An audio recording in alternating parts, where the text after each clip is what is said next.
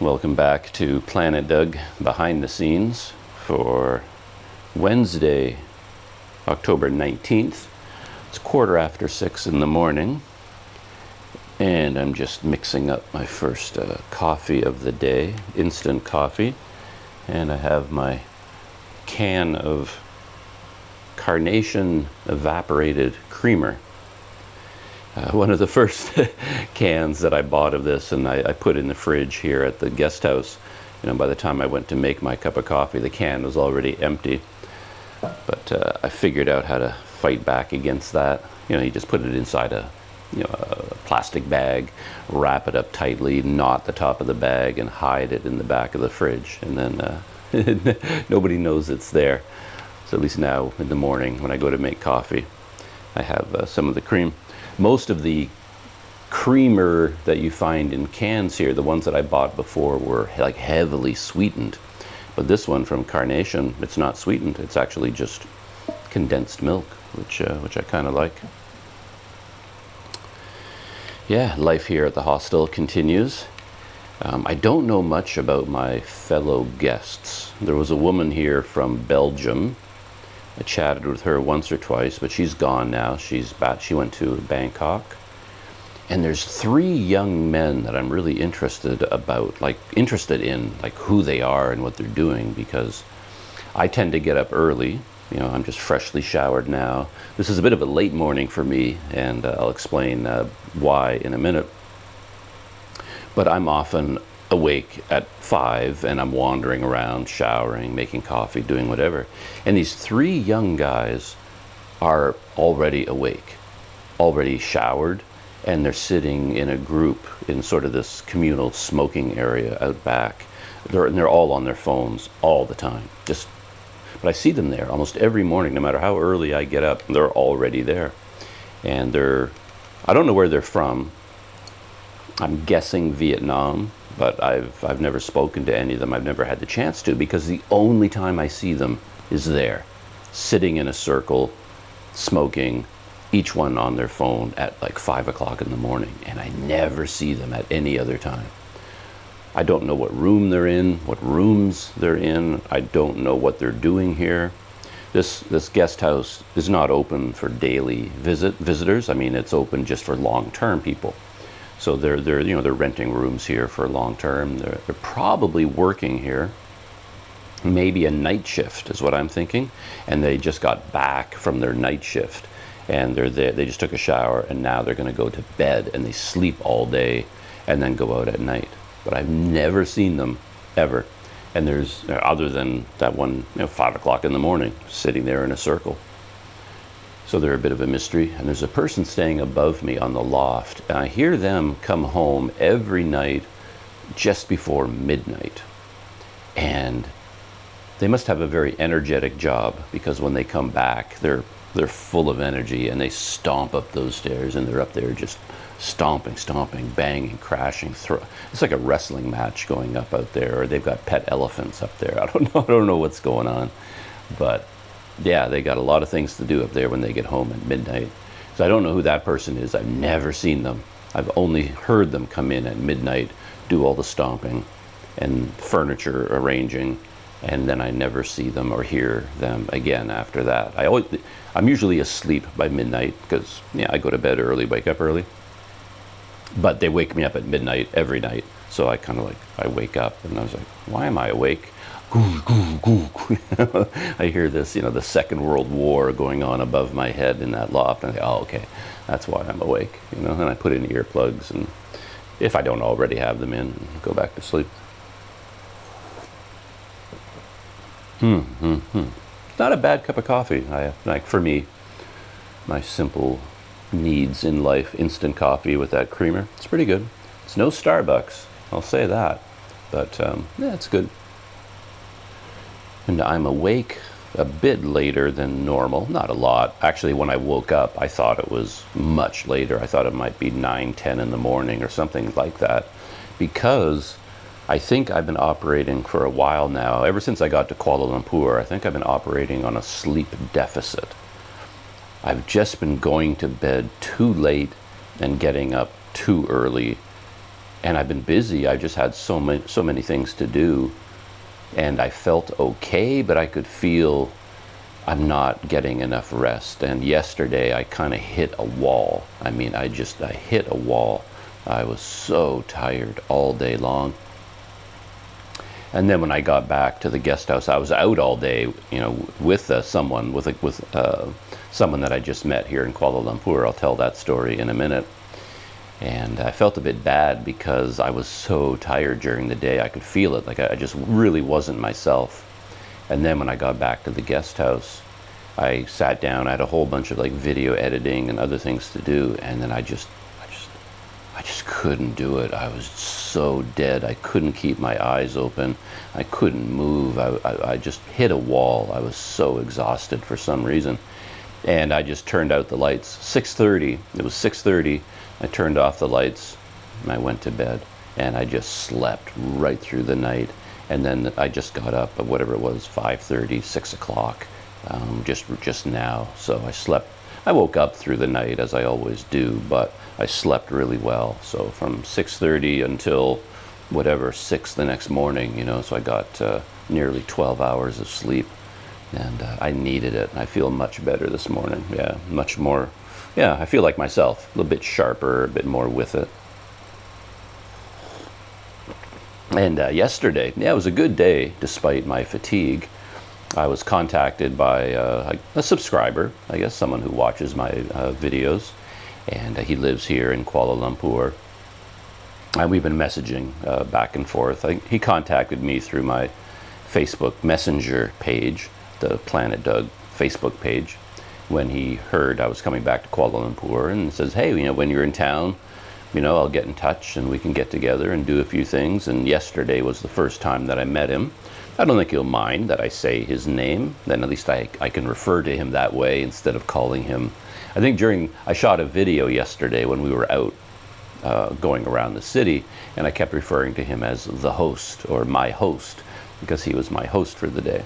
But his name is Lim, family name, I guess. But when he was telling stories, it sounded like his friends all called him Lim. So I will call him Lim. So yeah, Lim reached out and suggested that, he lives in a kind of a satellite town outside of Kuala Lumpur. And he said, yeah, I've got a car. I'll drive in, pick you up at your guest house. We'll go out for breakfast and, you know, have a chat over breakfast. And then from there, we'll just sort of, see what happens. Where we can go, places we can check out. So yeah, drop by the guest house, bright, beautiful red car that I climbed into. He sent me a photo of the car in advance so that I would recognize it, you know, when I saw it out on the street. And I was like, bam, there it is, bright red car. And we went to, oh boy, he knows that part of Kuala Lumpur very well. And he kind of took me on a tour of all these districts. I don't really know what to call them. Like, are they separate cities from Kuala Lumpur? Or are they suburbs of Kuala Lumpur? I don't know what to call them. For example, I mean, we first rode into brick fields, and we rode through brick fields, and now I'm going to forget the names of all these places. As I said, I was really tired yesterday. But then we went into places like, you know, Damansara, PJ, and where we had breakfast was called Bangsar. And I know Bangsar because it's not that far away. You know, you can get there by MRT, and I think there are bicycle shops there, there's camping stores there. I've been there a number of times on my own, you know, roaming around KL. But somehow when we drove there in his car, it felt much farther. I find that's true all the time, that when you drive somewhere, it feels very, very far away for some reason. But if you happen to take the MRT there, or walk there, or ride a bike there, it seems much closer. So even though we rode in his car for a long time, and I thought we'd gone quite a distance, and then I started seeing the signs, I was like, oh, we're in Bangsar. I know this place, right? And we went to a big strip mall there, quite a large collection of buildings, you know, making up this strip mall. Heck of a time finding parking. I shot video throughout this whole time, so I won't describe it in detail because I think I'll edit that video and put it together.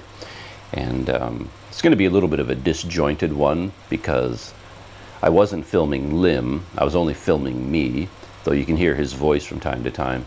But I think I wasn't really with it, so it's a whole lot of me looking at the camera and going, you know, just sort of, okay, and over here is the restaurant, and this is the food I'm having, and okay, now we're in the car, and now we're going here. It was just like a real disjointed series of events, but who knows? It's sort of, again, a behind-the-scenes video, not meant to be anything particularly special. So we'll see whether I throw that together. But yeah, we had a heck of a time finding parking, and then we went into a well-known Kopitiam, and Lim took charge of breakfast, as I hoped he would. I actually said that to him, that one of the pleasures for me of meeting up with someone like him is that I can leave things up to him, like in terms of what to have for breakfast. I mean, he can turn to me and say, well, what would you like? But he's not going to get a very coherent answer because I don't know, and I don't want to think about it. So he picked up on what I was throwing down, and he says, okay, I'll take care of it. I'll just go get some food, and then, you know, and we'll have breakfast. And what he got, to me, made no difference at all. Anything he got, any typical breakfast food, I'm going to love. And I just love having that decision, you know, taken away from me. So he came back with black mee, like a black kind of breakfast mee, which was really good. Had some sliced sausages in there. I think it was a dry mee. I know there's like wet, like soupy mee and dry mee. I think this was a dry mee. Came with a bowl of soup. He had porridge, and while we were sitting there, he referred to it as round one, and I didn't know what he meant by that. But it turned out he already had this plan in his head.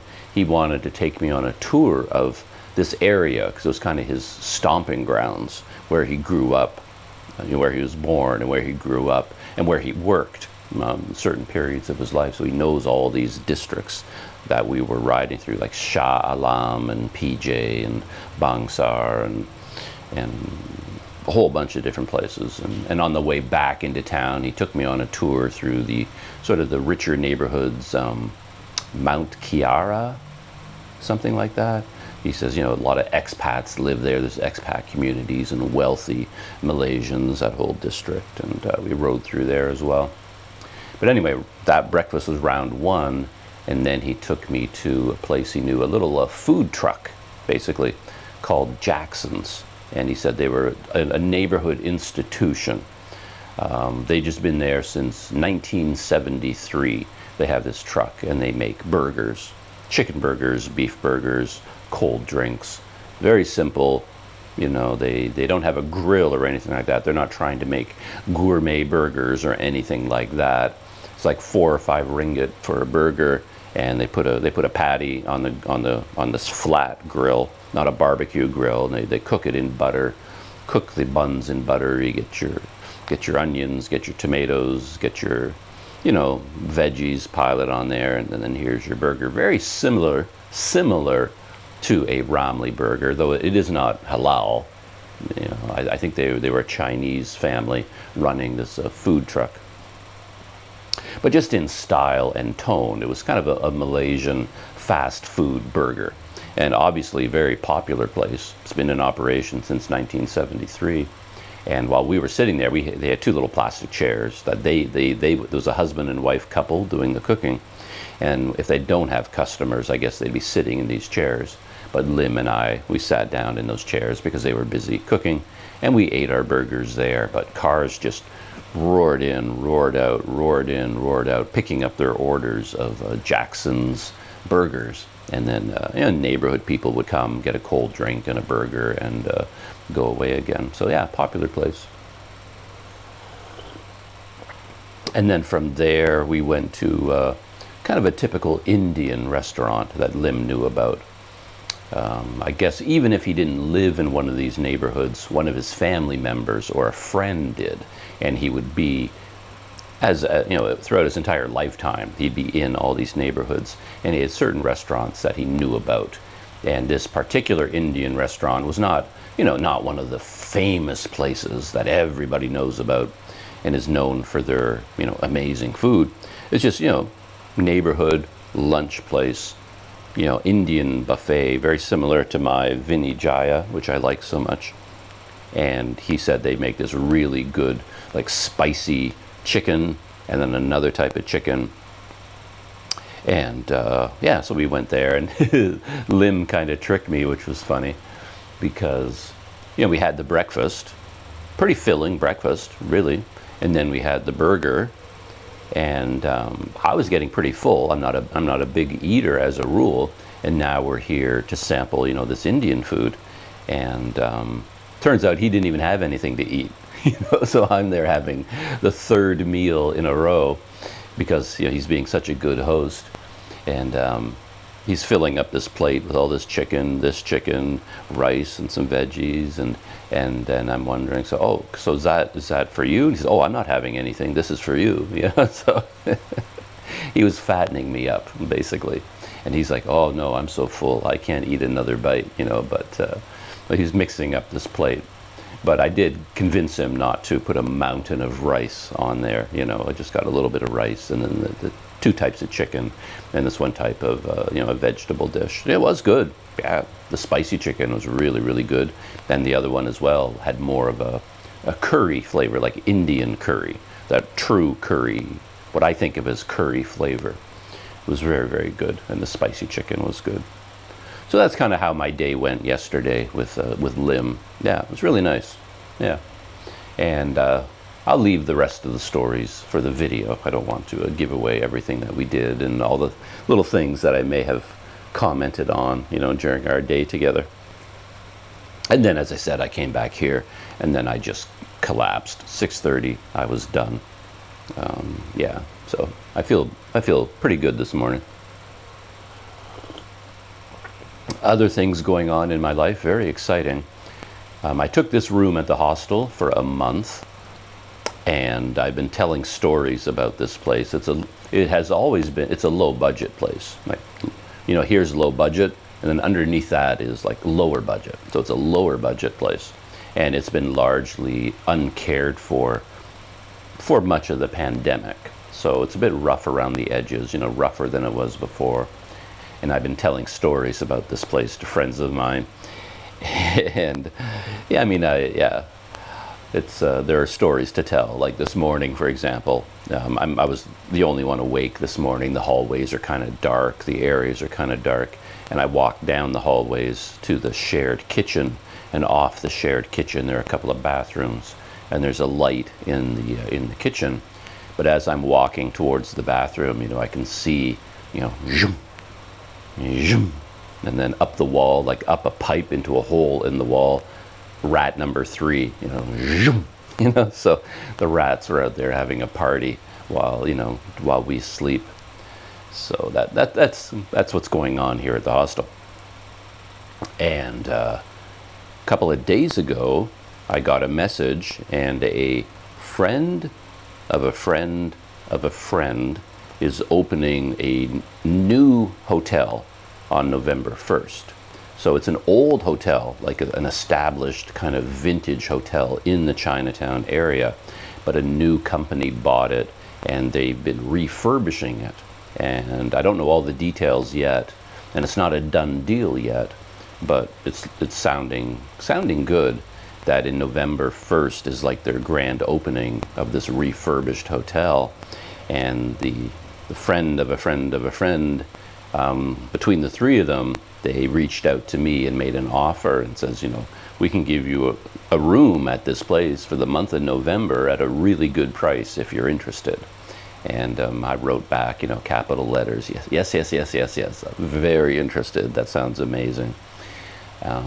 So Thursday morning, I'm meeting up with Daryl from Wander Eats for breakfast, and then we're going to go over to this hotel to take a look at a room. I mean, I already said I'm interested. It doesn't really matter what the room is like, because it'll be amazing. It'll be many. I mean, I don't want to give the impression that I'm unhappy here where I am, because I'm not at all. I'm perfectly happy here. It's different. The rats, you know, they're like pets to me. They don't bother me. Sure, they chewed into my bags, but hey, I left dried noodles in my luggage. What do you expect a rat to do? You know, they're going to burrow into it and they're going to get the noodles. My mistake. Can't blame the rats for that. They're just being rats. And then when I wake up in the morning and I walk into the kitchen and there's one, you know, sitting on the sink looking at me, and then he dashes up into the ceiling and disappears, you know. I know there's rats in the world. It doesn't bother me that I've seen one and I know they're around. And this room has no air conditioning, so it's quite hot and humid in here. But somehow I adapt to that. You know, it takes me a day maybe, and it's like you have to do certain things. Take a lot of cold showers. Every time I go to the kitchen to get hot water or something to make a cup of coffee, I just pop into the shower, just cold water rinse. I don't even towel off. I'm wearing a pair of gym shorts. It's all I wear because it's so hot in here. You can't wear anything else. I put a shirt on, you know, just for you, just for you, when I turn on the camera. But as soon as the camera's off, this shirt is coming off.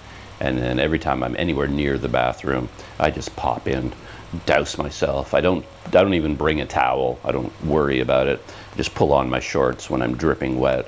And then I come back in here soaking wet. I've got a fan running, cools me off because I'm wet. And, you know, that's just how you live for a while. The one problem here has been the Wi-Fi. The owner, for some reason, he didn't do this at the beginning. I was here for a week or two, or however long it's been. And I had Wi-Fi 24 hours a day, and it was working well enough. But then out of nowhere, they've started just turning it off at night. So I've had a lot of trouble with that. And for that reason, it'll be nice to move. So if this works out, I'll be in a room much bigger than this one, more comfortable, you know, brand new refurbished hotel with air conditioning, Wi-Fi, private bathroom. So Planet Doug is perhaps moving up in the world starting November, and I'm going to take that room for a month. And yeah, because the price that they're offering it to me at is based on a monthly occupancy. So yeah, I thought, okay, I'll definitely take advantage of that. I'll take it for a month. And but I may go to other places. I mean, I have ideas in the back of my head to make little trips in the midweek, maybe down to Malacca, to Ipoh, you know, make little trips, but keeping this room here. You know, this is my base. I would go to Malacca for 2 or 3 nights and then come back here. But I'll take that room for a month. So yeah, that's pretty exciting stuff. I'm still having all kinds of technology adventures. I haven't seen any comments yet, but I posted quite a long, detailed video yesterday about how I ended up with the enhanced Touch and Go card and how it was I ended up downloading the companion Touch and Go eWallet. And then I added my card to the wallet successfully. So everything actually works. But I still don't, I haven't taken the time. I haven't had the time, but I mean, in the eWallet app, there's like pages of instructions and FAQs, things like that. So I'm going to dive into that and learn a lot about it. So, but right now, I still don't know anything, and I'm imagining that if people watched some or all of that video, I think people will have given me advice. Okay, well, this is what you can do with the e-wallet, and this is how it works, and this is how the card works, and you can do this and you can do that. In fact, when I woke up this morning, another friend of mine here that I got to know through YouTube, a local Malaysian man, really great guy. He's the one that picked me up from the airline when I landed on the bus. I noticed he sent me a long message on WhatsApp telling me a lot of information about this card and the e-wallet and how it works. So I think my learning curve is going to learn a lot about this pretty soon. And out of nowhere, I mean, my biggest problem that I saw with the e-wallet right now was, okay, I've got the e-wallet and I think I can figure out how to do the whole QR code scanning so you don't have to pay in cash anymore. Even Vinny Jaya has it. They have a touch and go QR code, so I won't have to pay them in cash. You know, on the front of the e-wallet, there's a little scan button. I was saying to a friend of mine, I think that scan button needs to be bigger because it's the biggest part of the app, right? It should be like, but anyway, it took me a while to find it. So like, oh, there it is, scan. You hit that, and then it opens up a QR code scanner.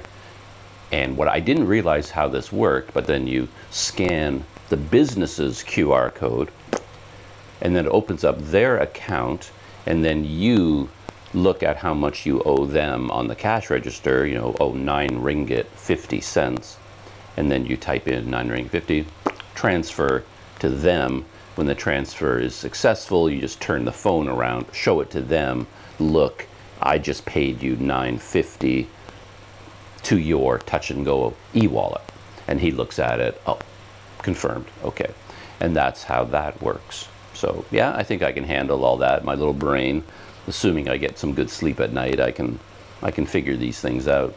But as far as I could tell, there was still no easy way for me to put money in the e-wallet, because all the options, I think even the message from my friend, my airline friend, he was saying, I just scanned it, I didn't read it in detail, but I think he said something about, oh, it's really easy.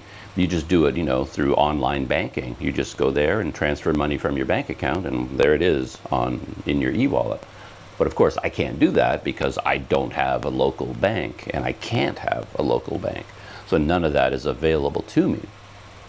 And I guess I can use my credit card to transfer, but I don't know if that will work or not. And wouldn't there be all kinds of credit card fees? I mean, I know banks in Canada, they will not let you do anything unless they get their little taste. So transferring money from my credit card would probably end up being a lot more expensive than just paying in cash. You see what I mean? Or it may not work at all. It might trigger security alarms with my credit card company that it's suddenly transferring money to some weird e-wallet in Malaysia. And, you know, they're probably going to shut down my card. And, you know, so I'm leery about ever doing stuff like that. So I still don't know. But while I was thinking about this, how do I put money into my e-wallet? My phone beeped at me, and I had 100 ringgit in my account. I was like, what the heck? What's going on? And it turns out a friend, someone that I know through my YouTube channel, a Malaysian, you know, someone living here in Malaysia, had transferred 100 ringgit from their e-wallet to my e-wallet. And, you know, as a gift, and sort of a, you know, breakfast and coffee and lunch tomorrow is on me. You know, here's something to get your e-wallet started. So yeah, thank you very much for that. Very much appreciated. And it's just so exciting to have money in my e-wallet. But I didn't even know that was possible, that someone else has an e-wallet, if they know, I guess this person, like, they know me well enough that, you know, they know my phone number, and my phone number is connected to my e-wallet.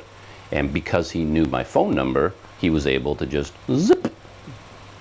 So I guess if you know someone's phone number, and that phone number is part of their e-wallet account, they can connect e-wallet to e-wallet. But there's also an e-wallet account number. I know I didn't have time to dive into it because, as I said, I was so tired yesterday, and I went to sleep at 6:30. But another good friend of the Planet Doug YouTube channel, friend of the channel, Andy Tan, left a comment on YouTube talking about all this, about how if you have your account number for your e-wallet, then people can transfer money from their e-wallet into yours. But I couldn't quite figure out what the account number was, because if I go into my profile on the e-wallet, I can see my name and this and that, and there is a number underneath my name that, like, I think it's 12-digit number, but I don't know, it has to be my e-wallet account number, but I don't know that for sure. So I'm still kind of looking into that. And I think Andy Tan replied to my comment with more information, but I haven't had the time to read it yet, to dive into it. So yeah, it's all very exciting learning about the e-wallet, and the enhanced touch and go card. So I guess today at some point I'm going to make a point of going somewhere, whether for lunch or get a coffee or a drink or something, and I'll go deliberately to a place that has touch and go, and I'm going to do the whole thing. I'll wait till there's no lineup, so I'm not delaying the people behind me, and I'll just see. I'll have my inaugural eWallet transaction, you know, using the 100 ringgit that was transferred into my eWallet. I'll do that today at some point, and that ought to be quite exciting. Beyond all that, I'm working steadily on all these videos that I shot while I was in Penang. That's going slowly, more slowly than I'd like. And one thing I've figured out, because a lot of the videos I shot in Penang, I used the 360 camera. And I really love using that camera for the ability of reframing the video after you shot it. So it allows for including a lot more local life than you can with a GoPro. For example, when I went with my with Lim yesterday to like this kopitiam, I was using my GoPro, and then the GoPro was either turned around facing me, or I have it facing in the other direction and it's filming what's in front of me. But I'm not running up to every table in the kopitiam and like filming this table, and I'm filming this food and filming there, and you know, you just wouldn't naturally do that. So with the GoPro, all you get is the view of me, or the view of what's in front of me, or I might pan, you know, the interior. But with the 360, of course, all I do is walk through the restaurant, sit down at my table, and the camera has recorded everything.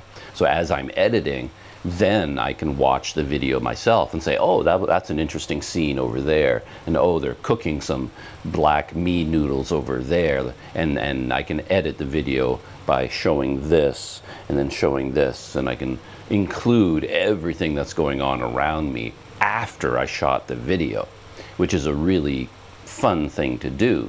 But as I'm discovering, as I'm editing all this video from Penang, it's a bit of a mixed blessing, because the amount of time it takes to do that is more than you'd think. So you sit down in the morning to work on a new video and you think, oh, I'll just whip through these video clips, I'll reframe them, and then I can start editing the video. And the whole day goes by, and before you know it, it's 10 o'clock at night and you're still reframing all these videos. Because the video you shot originally with the 360 is not really video yet.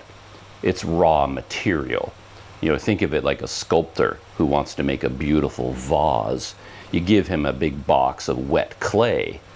That clay is not a vase yet. That's just the raw material. And he has to take out a handful of that clay, and then, you know, he has to work with it and shape it and do things with it. And the 360 shoots clay. It doesn't shoot video. It just shoots the raw material that you use to create the video. And then once you've created the video, then you can start editing the video. So it's fun, and I think it produces a really interesting final result that I enjoy a lot, but at the expense of a major time commitment.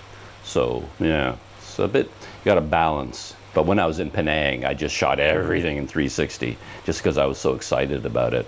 But now I've got a lot of video to work through, all this clay that I have to shape and mold and turn it into usable video. And that's a long process, as it turns out.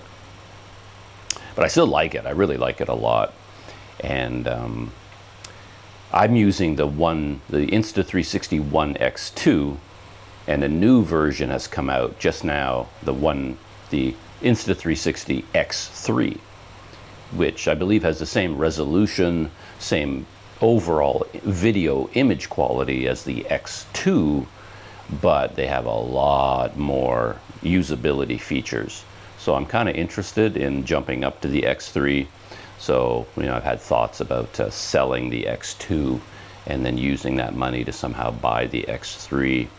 But as I've discovered since I got back to Kuala Lumpur, selling things is not as easy as you might think. You know, you often think, yeah, I think I'll just, I'll sell my old camera and upgrade to a new camera. But once you sit down and start working on that, it's not as easy as one might think. And as I discovered, I went out with, you know, Richard Asia, who's helping me with all of this sort of thing. It's a buyer's market at the moment. The market is flooded with secondhand camera equipment. Nobody wants it. Nobody's buying. Nobody's buying used camera equipment. Everybody is trying to sell it. And if I join the people, you know, trying to sell like camera gear that I'm not using, it's not as simple as you might think. So I may end up just keeping the One X2 because it works fine and it's the same image quality as the X3. So in a way, taking all the trouble to try to sell the X2, buy the X3, on and on, it might end up being more trouble than it's worth, and I'll just, you know, happily keep using the X2. So yeah, it's kind of where I am right now on Planet Doug. So I'm going to make another cup of coffee, fire up my MacBook, and see what I'm going to do today with my videos from Penang, and maybe read some comments, reply to some comments, and kind of ease into my day. So that's the scene here on Planet Doug on Wednesday, October 19th. It's now 7 o'clock in the morning. Time to start the day. And I hope you have a good day. The way I'm feeling right now, fully rested, full of energy. Pretty sure I'm going to have a pretty good day too. I'll see you in the next video.